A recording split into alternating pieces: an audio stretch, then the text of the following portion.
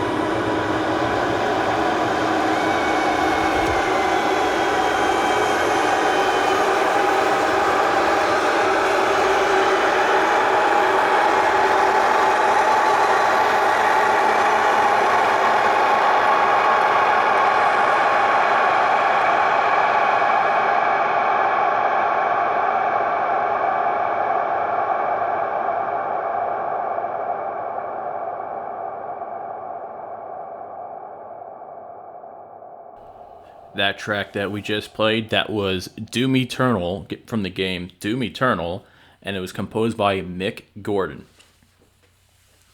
And I have to give a special shout out to Dan Lawton, who was pretty awesome and got the collector's edition of the game and gave me the code to download the soundtrack.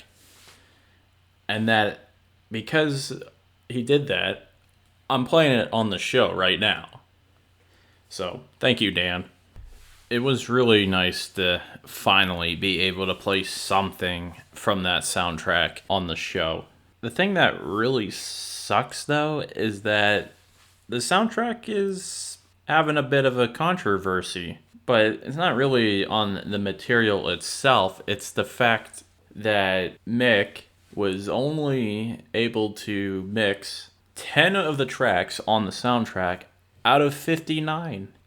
59 tracks. He's only mixed 10 of them. We're not really sure what the story is behind that, but from what I've been hearing, people are not happy about it, and even Mick Gordon himself is not happy about it. But these tracks are super awesome, though, and he did a pretty fantastic job composing all this stuff. Next, I got a request from Bedroth, who wanted me to play something from Magical Tetris Challenge. This is Wolf's theme, and it was composed by Masato Koda.